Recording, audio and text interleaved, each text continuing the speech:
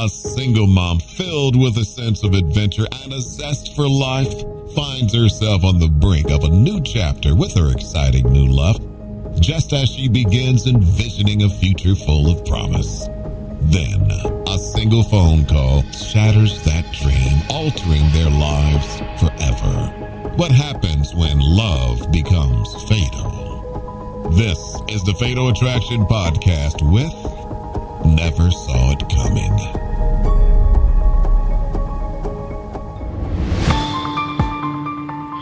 March 31st, 2019. It's early Sunday morning in Knoxville, Tennessee, a college town of nearly 200,000. Knoxville's one of the 4 big cities in Tennessee, but still has a small town feel. We like to describe it as a big town instead of a small city. There's a lot of kindness and hospitality here. But even the friendliest of towns has their share of tragedy. 911, what's your emergency?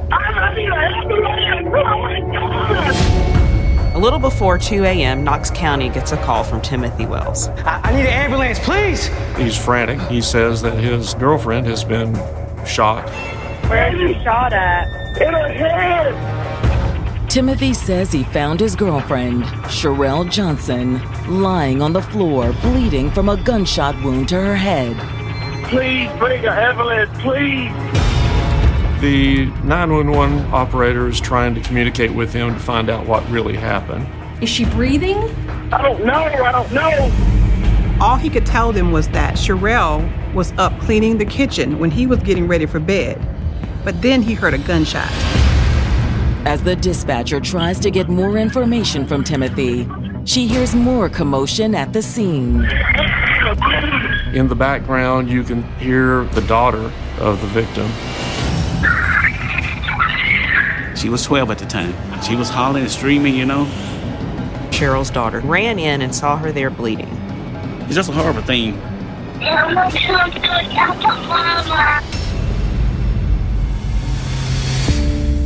31-year-old Sherelle Johnson had an energy that could light up any room. And it was easy. I thought it would be difficult to make all this real easy. Sherelle was extremely bubbly, full of life. She get along with everybody, you know. So you would never see her not smiling because that just was her naturally. Her kindred spirit and her kind soul, it just really drew people in and blew people away that such a beautiful outside body could embody that much beauty on the inside as well. No matter where you were or, you know, what you was going through in life, she was able to pick you up, lift you up, make you laugh. She never met a stranger, always looking for somebody to have fun with. She's like attracted people to her. People were attracted to Sherelle. She was like the life of a party. Sherelle was also a devoted mother to her 12-year-old daughter and was determined to give her the best life she could. Kali was her only baby, her only child, and pretty much everywhere Sherelle went, you know, she was bringing Kali along. She loved her little girl. She told me she would never have another child because she never wanted her baby to be jealous. Sherelle made sure that her child had the best of everything.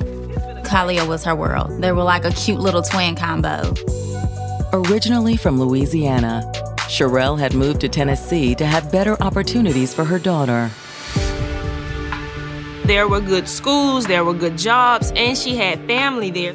She had spent a lot of time up there anyway throughout the years. She kind of knew her way around, knew people. She just calculated it all together. That's what she wanted to be. Once in Tennessee, she took a job at a local behavioral treatment facility for teens. She truly cared about those children like they were her own. She provided a level of structure and the love these kids needed. Cheryl had built a really nice life for them there. The fresh start also appealed to Sherelle's sense of adventure. Sherelle didn't meet a stranger anywhere she went. She just was always just doing something. She loved to travel. Her dreams and goals growing up was that she wanted to see the world. She wasn't scared of literally anything. But what if we start doing this once a month? Yes, that'll be I know, right? In fact, Many of Sherelle's friends thought her wanderlust might keep her from ever settling down. She wasn't the type of person who was just dying to be married. She just enjoyed life. As far as getting tied down, she wasn't ready for that. She wanted to be free. But all that changed in August of 2018 when Sherelle met 44-year-old Timothy Wells. I'm so glad you got out of the house. You needed it. Exactly, I know. We were out having drinks, having a really good time. When I heard someone, trying to get my attention. Is that your sister over there? You have a secret admirer. What? People, I always thought that Sherelle was my sister. We look alike. So I said, oh, okay. So I got her attention. You know that's not my sister, right? Really? Yeah, she's just a good friend of mine. Probably about a month or two later, Sherelle did tell me that she was dating Tim. She called me one day and she was like, I have a friend. And I was like, okay, who's it? And she was like, oh, this guy named Tim. And I'm like, is he cool? Oh yeah, he's cool, he's cool. He had a good job at the local aluminum plant and was known to be a nice guy. And just 6 months into their relationship, Sherelle and Timothy were talking about buying a house together. Sherelle definitely loved Tim. It had to have been pretty serious if she had brought her daughter around him. He represented quite a bit of stability for her. She really felt like she could build a life with him.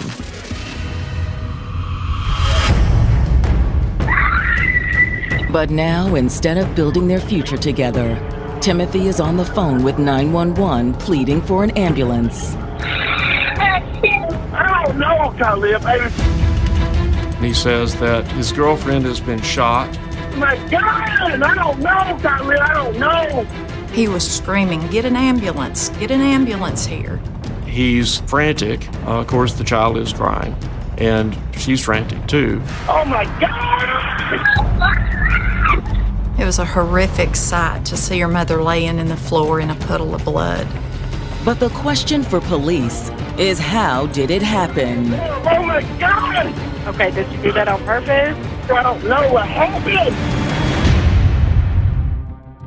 Stay with us for more intrigue and uncover unimaginable lies. Join us as we seek the truth.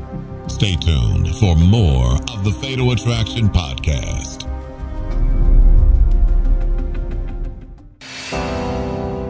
Free-spirited single mom Sherelle Johnson had finally found the person she wanted to settle down with, 44-year-old Timothy Wells. He was older, had a steady job, and was great with her daughter. They were planning on getting married and buying a house together. But instead, their future hangs in the balance. Timothy's just called 911 to report that Sherelle's been shot. Oh my gosh, I don't know what happened. Police and EMTs arrive on the scene within minutes. The EMTs found Cheryl laid in a pool of blood. Come with me. You'll step this way. There's nothing that they can do. She's declared dead at the scene.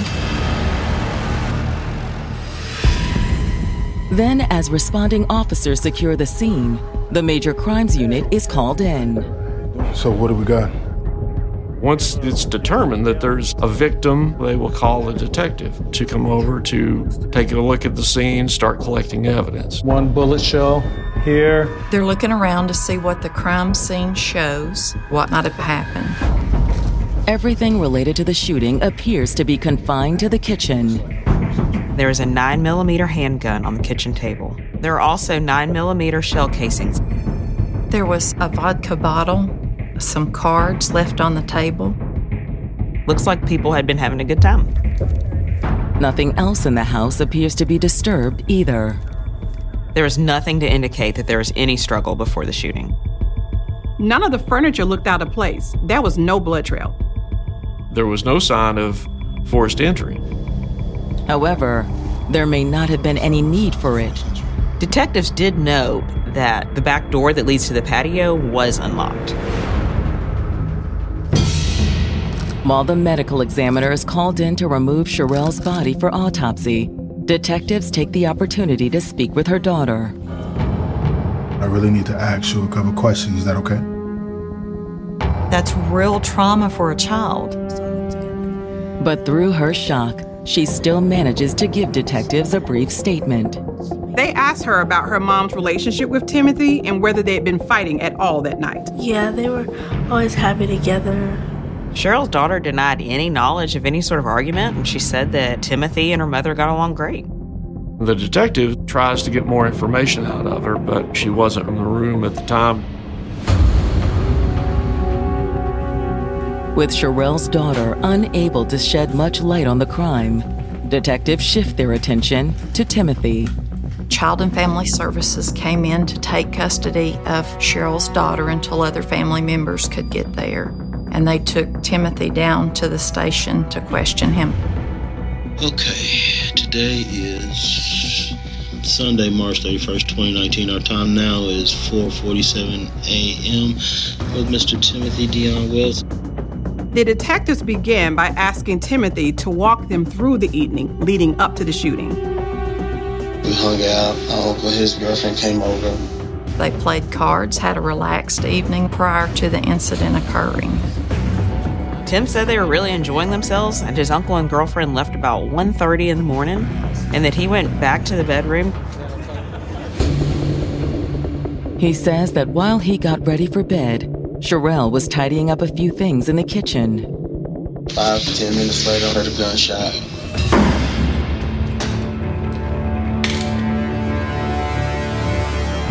He says it came from the kitchen. Timothy ran back into the room, saw her on the floor bleeding, saw the gun laying in the floor. No, oh my God! Cherelle!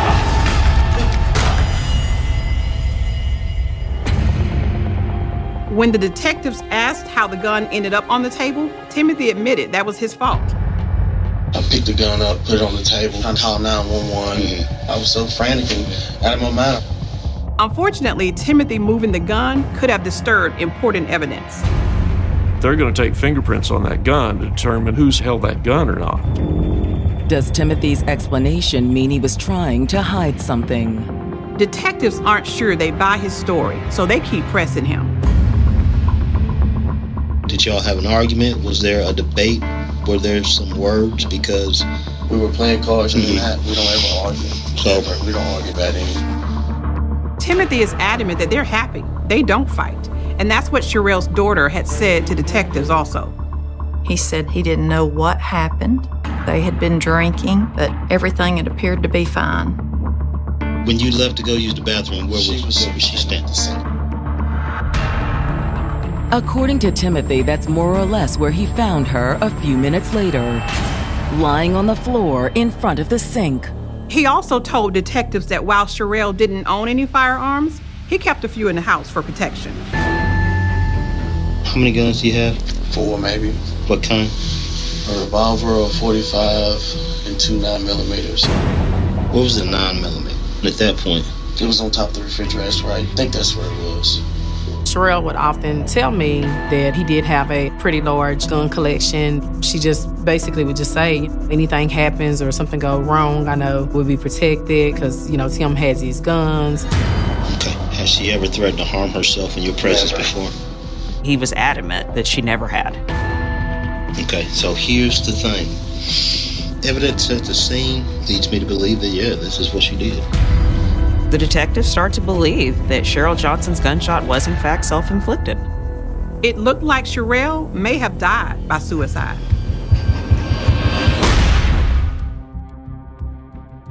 Stay with us for more intrigue. Join us as we seek the truth.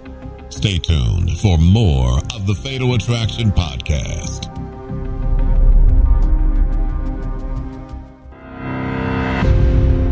In the aftermath of Cherelle Johnson's death, detectives are beginning to believe that the fatal gunshot may have been self-inflicted. The police thought it could be a suicide due to there was no struggle, nothing on the scene that warranted there being any kind of altercation, And Cheryl's daughter hadn't heard any fights between the two that night. What additional witnesses confirmed those accounts? According to Timothy, his uncle had been over to the house that night with his girlfriend. What he told the detective was that they were all playing cards, and that the uncle and the girlfriend left about 1:30. The following morning, detectives follow up with his uncle. Timothy's uncle absolutely confirmed the story, said they were having a good time playing cards. No arguments or anything? Not that I recall. Can you beat that? And you escaped this time. Everything seemed fine between the two. Timothy's uncle said there had not been any argument or any sort of disagreement or any indication that Cheryl might be thinking about killing herself. There was nothing to lead them to believe that she would do that. What time did y'all leave? 1:30? You didn't think that anything was wrong? Nothing. Yet barely half an hour later, Sherelle was dead. Depression's not always obvious to people around the person that's suffering. Folks who go through depression, they'll try to sometimes put on a happy face and fit in with the crowd, but they're fighting a bitter battle inside. Isolation is a part of depression as well. People kind of learn how they need to show up socially and hide those parts of their experience. When detectives received Cherelle's autopsy report, the findings confirmed that she died from a single gunshot wound to the head. But does that mean it was a suicide? You have to look at the stippling on the body from the gunshot wound, the angle of the bullet as it came into the body. The angle that Cheryl was shot at could be consistent with a suicide. That was a valid theory. Thank you guys for coming in today. Hoping to vet their theory against those who knew Cherelle best, detectives sit down with her family, who have just arrived in Knoxville from Louisiana. That seemed like it was the longest drive in the world, because it's just like mine. It's just like my world had ended. Now, our theory right now is that this could potentially be a suicide. No. No way. Not Cherelle. That's if somebody is lying to you. She did not kill herself. That's if that's a lie. I said, no, that don't sound right, She ain't shot herself. She loved life. They didn't believe it at all. Not one bit. I knew Cherelle as well as I knew anybody besides myself. Not one bit. Cherelle would never do anything like that. Never. To the person that would say that depression is silent and stuff like that, they didn't know Cherelle. If anything, Cherelle would be the one to tell you, oh, come on, let's go. Let's go have a drink. Let's go out. Let's take a trip. Live, enjoy life. Like, that was her. You got to enjoy life. A person like Cherelle that was so full of life, had trips booked 2 or 3 months from, the time this happened, would have never killed herself. I said, ain't no way. There's definitely no way she would have left Kalia to be in this world without her. No way. At the family's insistence that Cherelle didn't pull the trigger, detectives ask about what appears to be the only alternative. How was Cherelle's relationship with Tim? They were good. At least it seemed that way. I will always ask how y'all guys are doing, And, she'll probably say we doing all right. I wouldn't think they was having any kind of problem during the time, anything like that, Knowing that domestic violence often goes unreported to family and friends, detectives decide to turn to their database for more information. They did a background check on Timothy. They wanted to see if there's been any indication of any involvement in domestic violence. The results reveal nothing. They found that he was absolutely clean. There's no records of any sort of domestic violence between Timothy and Cheryl or Timothy and anyone else. Back at square one, detectives turn their attention to Timothy's cell phone. They subpoenaed Timothy and Cheryl's phone records to see if there was any information there that may be helpful. However, like the background check, the phone records don't uncover any signs of issues between the couple. It appeared that they had a normal relationship without a lot of animosity or bad texts going back and forth between them. There's nothing to indicate there's any trouble between Cheryl and Timothy. But the phone records aren't exactly a dead end. What they did discover is that Cheryl was not the only woman that Timothy was texting. The contents of the texts were quite revealing. Timothy's been having an affair.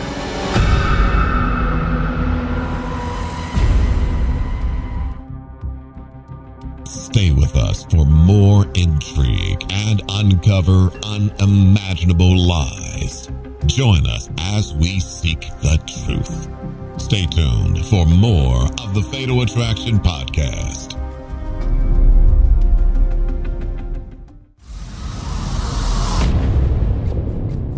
Detectives investigating the shooting that killed Sherelle Johnson have just learned that her boyfriend, Timothy Wells, has a secret.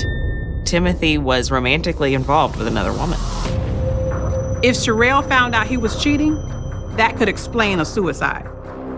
Or was it a motive for murder? This other female could have been watching the house. The door was unlocked.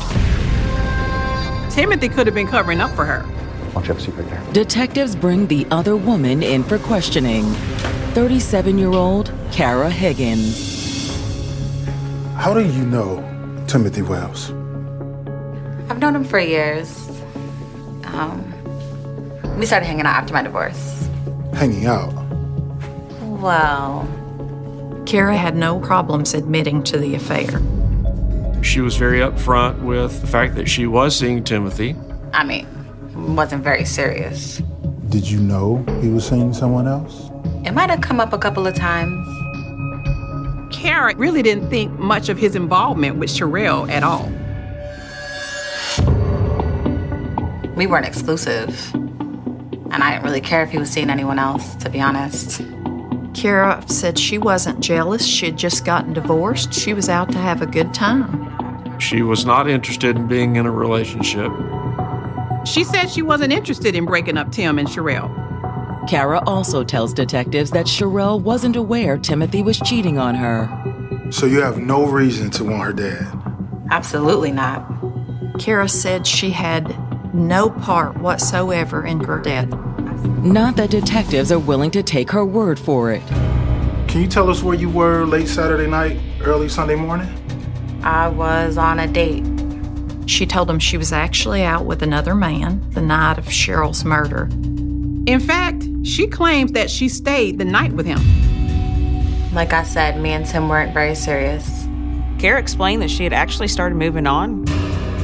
Timothy was getting controlling, and she didn't like the direction that their relationship was going in. Would you mind writing down his number? After talking to Kara, detectives contact the man she was supposedly with the night Sherelle died. The man that Kara said that she spent the night with confirmed that she was in fact with him on the night of the shooting. Her alibi checked out. However, their interview with Kara does give detectives another lead. Kara's claim that Timothy had become controlling raised red flags for the detectives. Oftentimes with men that abuse women, we know that there is an element of that abuse that is about control. The question for detectives is whether Kara's claim that Timothy was controlling also applied to his relationship with Sherelle. Kara considered her and Timothy's relationship a fling, so the whole dynamic was different. What can you tell us about Tim and Sherelle's relationship?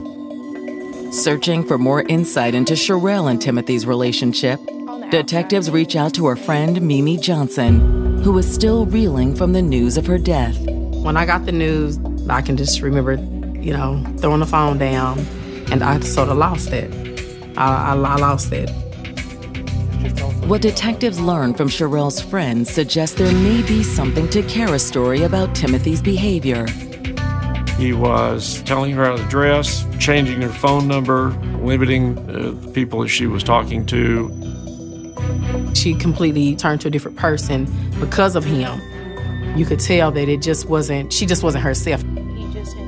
And according to Mimi, Sherelle was having second thoughts about settling down with Timothy. As our relationship progressed, she was getting to the point to where she knew, she finally said it. I'm not happy, we're not growing, this is not for me, because I believe it got too controlling for her. She was actually thinking about breaking it off with Timothy. Sherelle had her mind made up that she was ready to leave Tim. To detectives, the interview with Sherelle's friend reveals troubling signs of potential domestic violence within Timothy and Sherelle's relationship. Some women don't know the heights that their relationship will reach in abusive behavior by staying with someone when they see small signs that lead up to, hey, this could be dangerous, but no, it couldn't happen to me. If you think of anything else and you'd like to tell us, just go ahead and give me a call. Thank you so much. After talking to Mimi, detectives reach back out to Timothy. Learning what they did, they wanted to bring Timothy back in for some questioning. They wanted to ask him about the affair and the impending breakup. Once in the interrogation room, the detective starts by easing into the interview. I will ask you some questions. They will seem like odd questions. Do you know why I'm going to ask you some questions that don't seem like odd questions? Ask me anything you like. Because if I dot the I's and cross the T's now, that's less that you have to deal with down the line. But before the detective can get to the tough questions, Timothy makes a startling confession. He says, let me tell you what really happened. We weren't arguing or nothing. I just picked it up, pulled the trigger.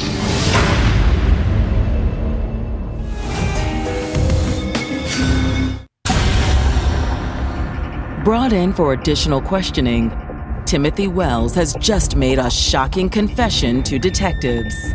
I just picked it up, pulled the trigger, and I hit her in the head. Go to work in the morning. However, according to Timothy, what happened was simply a terrible accident. I thought the gun was on safety. Okay. Were y'all arguing? No. Timothy says that he was going to put the gun on top of the refrigerator and absent-mindedly pulled the trigger. Usually I keep it on safety, and it wasn't. Oh my God, Sherelle! Honestly, that's what happened. You know how it's got a safety on it where you slide it up and down. And I hit the trigger, and it shot her. He said that he didn't think it was even pointing at her. It was an accident, man. It was a damn accident. It was an accident, man. I didn't mean to shoot my baby. I swear to God, I didn't. I was gonna tell you a long time ago. He said he was afraid. He said he'd been drinking, he wasn't in the right headspace. Alcohol and guns don't go together. Firearms are way too dangerous for people to be that reckless with them. Assuming the shooting was an accident as Timothy claimed. We're talking about a man that handled guns and that has a past and a track record of, having multiple guns around. I understand accidents do happen, but I just don't know. Like, the way that they say that she was shot, I don't know if that was like an accident. It's kind of hard to believe. Despite that, Timothy insists that he would never intentionally harm Sherelle. I was gonna marry that woman, man. I can't believe this happened to her. This is unbelievable. We were talking about buying a house together and everything. In fact, Timothy says that as far as he was concerned, they were already married. That was my woman, though. That was my wife. Her name in my phone is Miss Wells. He may have thought that his statement proved that he would never intentionally hurt Sherelle, but to detectives, it sounded like the possessive and controlling behavior his friends had mentioned. With his admission on tape, the detective urges Timothy to confess to one more person. There's really only one person you're going to have to explain this to.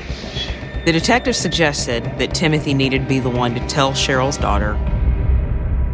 So they arranged for him to make a call and speak with her. Hey, baby. I love you, okay? I'm gonna tell you something. I accidentally shot your mom in the head with the gun, okay? What? I said I accidentally shot your mama in the head with it. Listen to me. Listen to me. I pulled the trigger. It wasn't no safety. Okay? It's a very emotional phone call. Baby, I'm sorry, okay? I love you, okay? I really do. I know, baby. It was an accident. Then Sherelle's daughter hands the phone off to her aunt, who'd taken custody of her shortly after the shooting. He spends a lot of time on the phone with her aunt. What? Yes, ma'am. Are you serious? Yes, ma'am. But listen to me. I want... Tim, how could you? Timothy swears up and down that he's telling the truth. Oh, no. It was definitely an accident. I'm telling you the honest to God truth. Eventually, the police make Timothy hang up his phone. Okay, the police gotta take my phone. Then, despite his claim that the shooting was an accident, police take him into custody. There's no doubt that Timothy was the one that shot Cheryl. He was charged with second-degree murder. A second-degree murder is knowingly doing something that could cause someone else's death. He admitted in his second interview that he did have the gun in his hand. That was a pretty easy charge for them. News of Timothy's arrest leaves Sherelle's family and friends once again in a state of disbelief. Tim went from saying that she killed herself to now it's an accident. I couldn't believe it.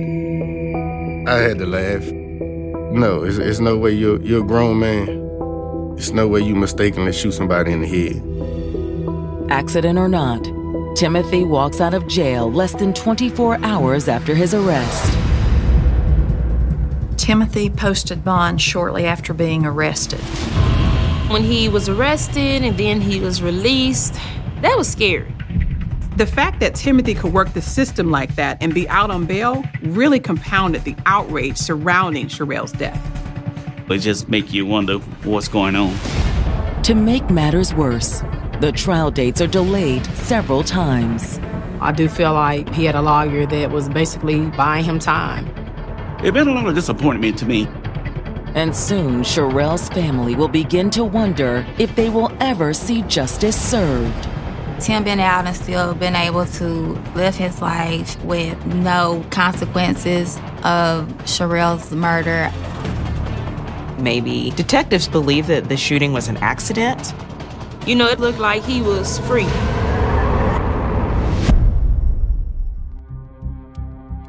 Join us as we seek the truth. Stay tuned for more of the Fatal Attraction Podcast.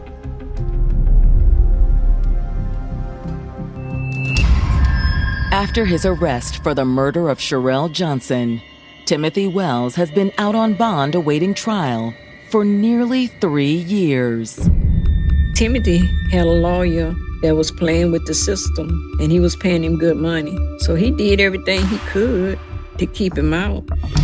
For the loved ones to experience the constant court date's been changed, it was changed multiple times. And it's very hard. It was just a lot of emotions running out there. It's not until March of 2022 that the family's long wait for justice finally ends.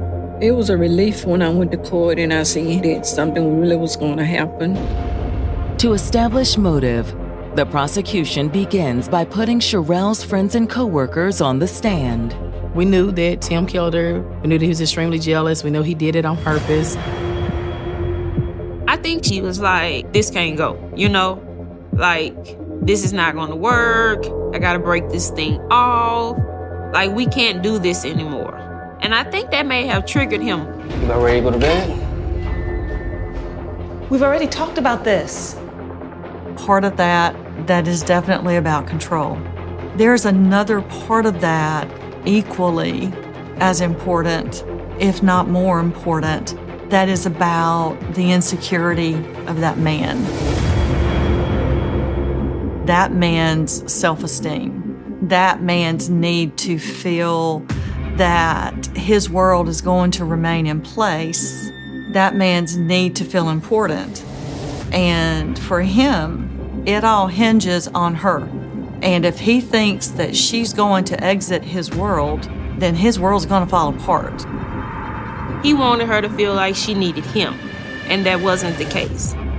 So his motive was, if I can't have you, nobody else can either. She was trying to walk away, which for most victims of domestic violence is the most dangerous time. And he probably knew she was serious. And in that moment, he saw her as ending his world. And he wasn't willing to tolerate it.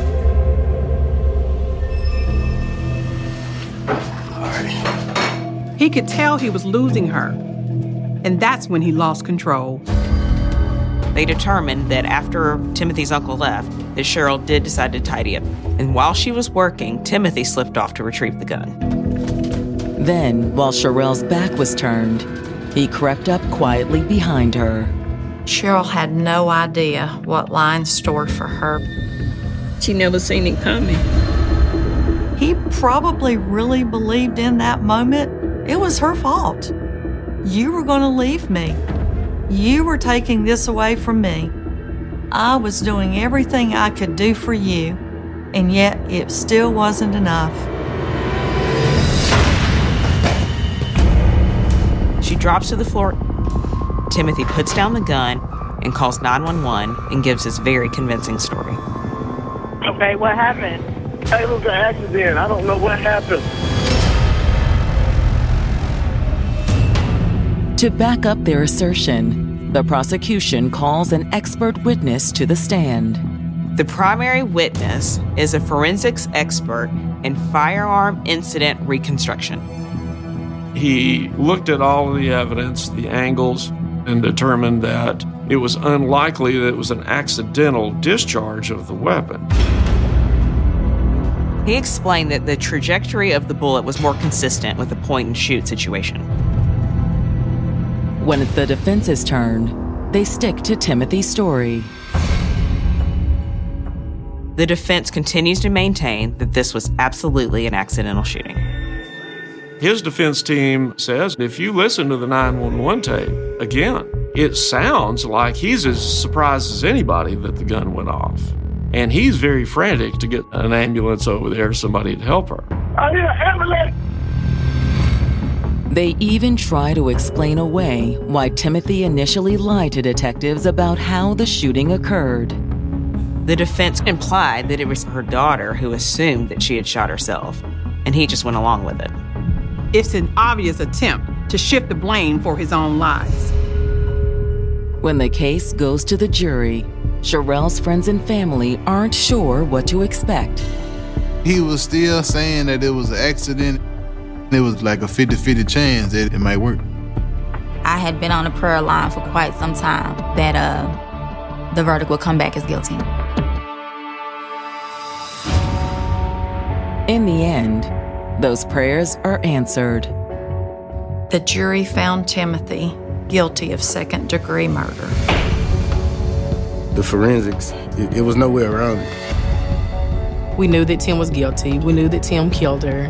When the verdict came out, we was, just completely happy that justice was going to be served. Timothy is sentenced to 22 years in prison without the possibility of parole. It seemed like a lot of years, but to kill a person, that seemed like that should be a little bit more than that. I'm happy for that closure.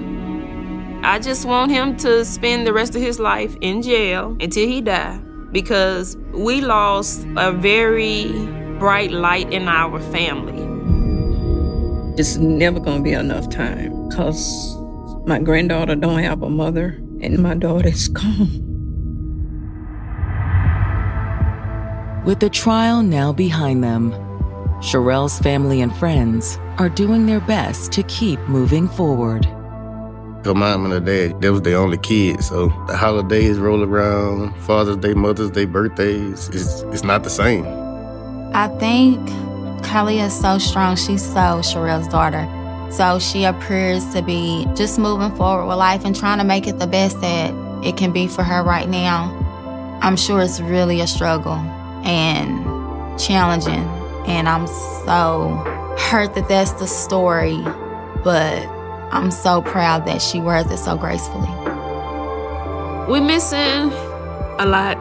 Love, the life of a party, you know, a sister, a best friend, a mother, a daughter, like a lot.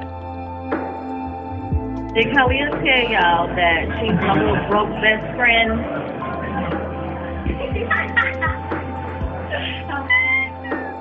The world is missing a person that meant a lot to a whole lot of people. You know, a whole lot of people.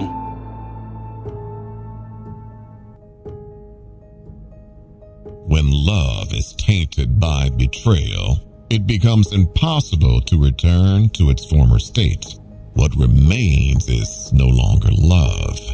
The impact of this ultimate betrayal has resulted in the heartbreaking loss of a devoted mother, Sherelle Johnson, leaving her family and friends to mourn her absence forever. Coming up on the next episode of the Fatal Attraction Podcast.